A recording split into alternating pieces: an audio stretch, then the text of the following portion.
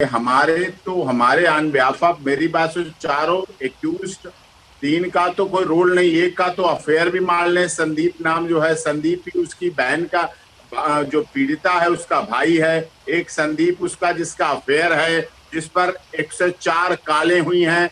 62 काल लड़की की तरफ से लड़के को हुई संदीप की आईडी पर, और 42 काल संदीप की आईडी से लड़की के भाई के उस पर हुई हैं।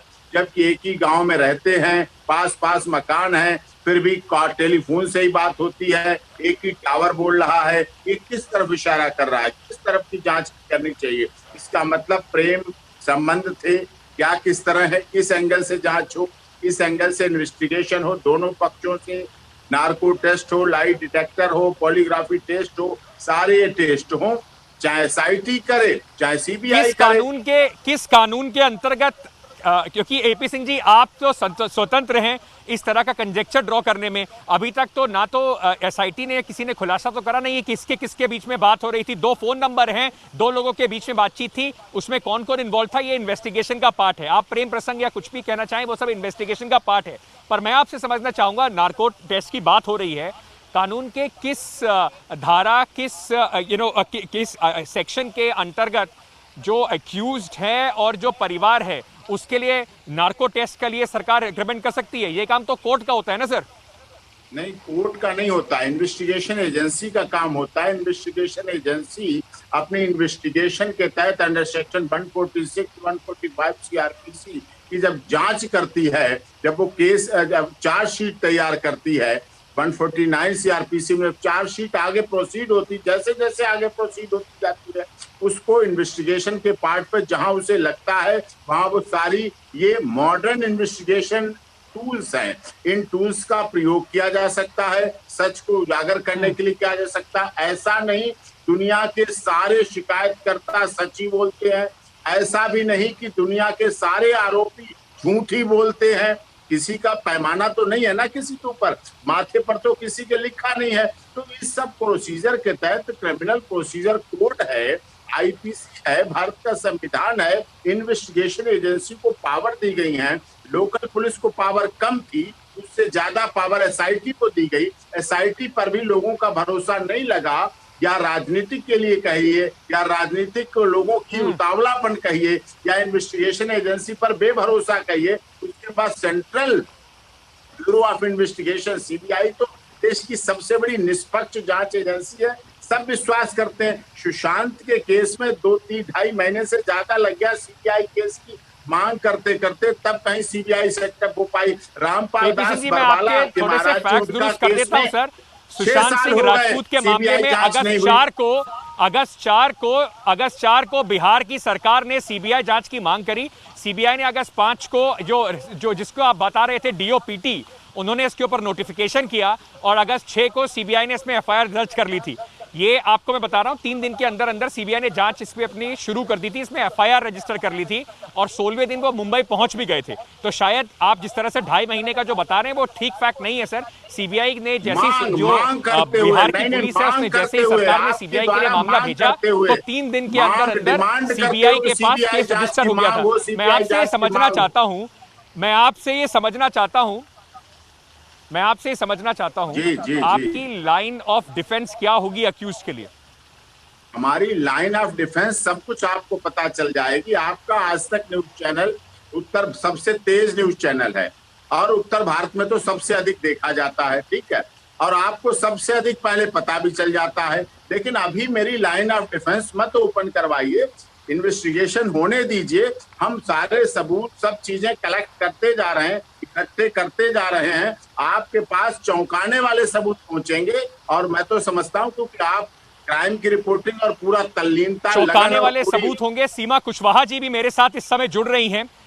एपी सिंह जी, सीमा कुशवाहा जी थोड़ा लेट जुड़ी हैं तो मैं एक सवाल उनसे लेना चाहता हूं। सीमा जी, एपी सिंह कह रहे हैं कि अभी बहुत सारे चौंकाने वाले सबूत इसमें सामने आएंगे। एक बड़ा सवाल जो बार बार पूछा जा रहा है कि ये जो फोन डिटेल जो एसआईटी ने अभी निकाली हैं, 104 मार्च 2019 में आखिरी कॉल हुई, इसका आपको क्या लगता है कितना असर पड़ने वाला है केस पे? एपी सिंह जी की तो थ्योरी शुरू हो चुकी है कि प्रेम प्रसंग था, उसमें भाई भी बात कर रहा था, वो तो अपनी थ्योरी सामने लेके आ चुके हैं।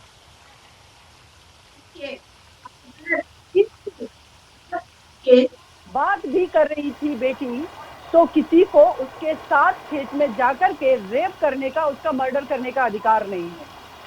और ये इन्वेस्टिगेशन का पार्ट है, नो डाउट इन्वेस्टिगेशन होगा, उसके बाद जो चीजें ट्रायल में आएंगी। रेप की जो डेफिनेशन है वो अलग है। मर्डर का मतलब ये नहीं है कि अगर एक परिवार के अंदर 10 लोग एक साथ रह रहे हैं और कोई किसी का मर्डर कर देता है, तो हम क्या ये एक्सक्यूज देंगे कि एक परिवार के अंदर रह रहे थे, उनका मर्डर हो गया तो उसको मर्डर नहीं माना जाएगा क्या? ये हम बिल्कुल किस तरीके की इंटरप्रिटेशन कर रहे हैं? बिल्कुल ठीक जी। तो मेरा सीमा जी, मैं आपसे ये भी पूछना चाहूंगा, क्योंकि थोड़ा देर हुई आपको हमारे साथ जुड़ने में। मैं आपसे समझना चाहता हूं कि परिवार पे सवाल उठ रहा है कि वो सीबीआई जांच नहीं चाहते, वो बार बार कह रहे हैं कि हमको न्यायिक जांच चाहिए, और साथ ही साथ वो नार्को टेस्ट से भी पीछे हट रहे हैं। एपी सिंह का कहना है कि नार्को टेस्ट कराना तो एजेंसी जो भी इन्वेस्टिगेट करेगी उसका हक है, अगर वो चाहेगी पीड़ित परिवार का नार्को टेस्ट कराना तो वो कराएगी। देखिए, नार्को नहीं कर सकता, ये किसी के फंडामेंटल राइट का वायलेशन है। अगर कोई व्यक्ति नहीं चाह रहा है तब तक नार्को टैक्स नहीं हो सकता। दूसरी चीज कि यहाँ पर तो विक्टिम को ही मीडिया के सामने हर जगह उसको क्रिमिनलाइज किया जा रहा है कि विक्टिम ही क्या एक्यूज है। आप क्यों उनका नार्को टैक्स कराना चाह रहे हैं? जो एक्यूज है उनका कराइए ना, जो एक्यूज की फैमिली क्लेम कर रही है उनका कराइए ना, जो लोग पंचायत कर रहे हैं उनका कराइए ना कि वो कितना सच बोल रहे हैं। क्योंकि ये रियलिटी है, एक बेटी का मर्डर हुआ है, ये रियलिटी है, उसका रेप हुआ है। लोग मीडिया में फैला रहे, इवन कि हमारे डीआईजी जो है उत्तर प्रदेश के कह रहे हैं कि वो उस लड़की का रेप नहीं हुआ। आप उसका पहला वीडियो देखिए, उस पहले वीडियो में वो लड़की बोल रही है, जिसको लोग कह रहे हैं कि नहीं उसने नहीं एडमिट किया, उसमें वो बोल रही है कि मेरे साथ जबरदस्ती करने की कोशिश की और जब मैंने बचाव किया तो उसने मेरा गला दबा दिया। बिल्कुल। आप उस चीज को आप कह रहे हैं कि नहीं, उसके डिफरेंट स्टेटमेंट है। किस तरीके का नैरेटिव तैयार किया जा रहा है? क्या देश में 49% आबादी, एक तो उसको वैसे भी सेफ्टी नहीं है, दूसरा अगर उसके साथ क्राइम होगा तो उसको जस्टिस भी नहीं मिलेगा। क्या हम इस तरीके की अपनी कंट्री में पूरा सिस्टम डेवलप करने की कोशिश कर रहे हैं कि पुलिस प्रशासन से लेकर के एडमिनिस्ट्रेटिव प्रशासन से एवरीथिंग सब लग जाते हैं कि उस बेटी को जस्टिस ना मिल पाए? आपने उस बेटी को जला डाला, मैं उसको अंतिम संस्कार का कह रहे हैं कि अंतिम संस्कार किया है। ये हमारे इतिहास में पहली बार हुआ है कि अंतिम। जी सीमा जी, एक सेकंड, मैं एपी सिंह से ये सवाल ले लेता हूं, इनसे पूछ लेता हूं सवाल। एपी सिंह जी, ये जिस तरीके से अभी तक पुलिस की इन्वेस्टिगेशन सामने आ रही है, लगता है इन्वेस्टिगेशन से पहले ही मन बना लिया उन्होंने कि किस तरीके का उनको जो आउटकम है इसका वो चाहिए। ये बार बार जो पूरे गोल पोस्ट बदले जा रहे हैं, आपको नहीं लगता कि इससे केस और उलझाने की कोशिश की जा रही है? नहीं, देखिए, पहली एफआईआर रजिस्टर्ड हुई अंडर सेक्शन 307 में। 307 में रजिस्टर्ड हुई, पहला स्टेटमेंट मां का आया जो कि उनके साथ थी कि झगड़ा है। 307 में एफआईआर रजिस्टर्ड हुई, कोई रेप की बात नहीं की, कोई 4 मुलजिम की बात नहीं की, कोई इस तरह की बात नहीं की। जब ये बात नहीं है, 161 के स्टेटमेंट में नहीं है, तो इम्प्रूवमेंट क्यों होता चला गया? सच्चाई वही सच्चाई क्यों नहीं रही? आगे बढ़ता क्यों चला गया? या तो आखिर वाली बात पहले कही जाती या फिर पहले वाली बात आखिर तक रहती, लास्ट तक रहती। ये होना चाहिए। जहां तक बात है महिलाओं की, अगर 49% आरोपियों के वकील थे, शायद आपको पता होगा कि 2012 के बाद जो कानून में चेंज करा गया है, उसमें जो डाइंग डिक्लेरेशन है, शायद उसका जो लड़की का डाइंग डिक्लेरेशन जिसको माना गया है, और वो बयान 164 का बयान मजिस्ट्रेट के सामने लिया गया था उस लड़की का, उसका वजन शायद इस पूरे केस में डाइंग डिक्लेरेशन का सबसे ज्यादा होगा सर। बार बार इस बात को कहना कि एफआईआर में ये था, शुरुआत में ये था, जो लड़की उस समय बेहोश थी, जब उसको होश आया तो उसने 164 का बयान दिया सर। जब विक्टिम नहीं रही या पीड़िता नहीं है तो उसके सारे स्टेटमेंट डाइंग डिक्लेरेशन माने जाएंगे। एक डाइंग डिक्लेरेशन नहीं माना जाएगा, उसके स्टार्टिंग से लास्ट तक के डिक्लेरेशन, स्टेटमेंट, बयान, वीडियो मां का, सबका एक साथ माना जाएगा। माँ बेटी साथ थी तो साथ में माना जाना चाहिए। अभी इन्वेस्टिगेशन का पार्ट है, अभी भी जल्दी कर रहे हैं सब लोग। इन्वेस्टिगेशन होने दीजिए, चार्जशीट फाइल होने दीजिए, कोर्ट में पुटअप होने दीजिए, कॉपी सप्लाई होने दीजिए, कोर्ट को कॉग्निजेंस लेने दीजिए। हो रही है जिसमें कह रहे हैं कि कोई सीमन नहीं मिला, कोई जो लड़की का जो एफएसएल है उसका जो रिपोर्ट फाइनल आई उसमें उन्होंने कहा, अलीगढ़ मुस्लिम यूनिवर्सिटी का जो हॉस्पिटल है उन्होंने एफएसएल रिपोर्ट में कहा कि रेप नहीं हुआ। जो एमएलसी थी इनिशियली उसमें लिखा गया कि शायद रेप हुआ है। उन्होंने ये भी कहा कि इसको फाइनल टैली कर लीजिए एफएसएल रिपोर्ट से। इसका कितना प्रभाव पड़ेगा केस पर?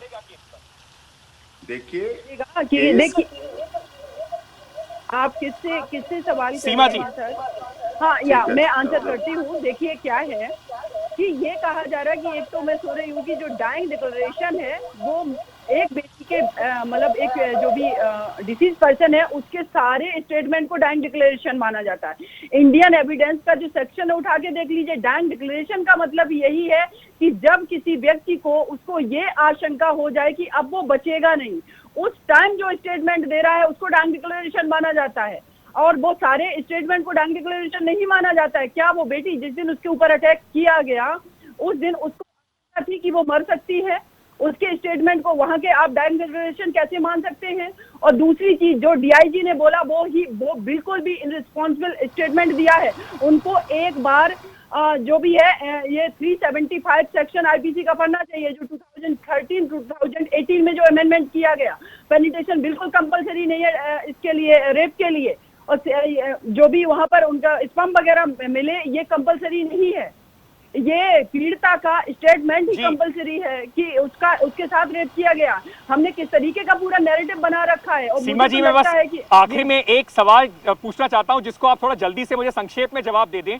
मैं बस ये समझना चाहता हूं कि क्या परिवार को सीबीआई इंक्वायरी पर भी यकीन नहीं है? बहरहाल उत्तर प्रदेश सरकार ने अभी तक सीबीआई के लिए ऑफिशियल नोटिफिकेशन नहीं दिया है, एसआईटी जांच कर रही है, पर परिवार को क्या सीबीआई पर भी यकीन नहीं है और क्यों नहीं है सर?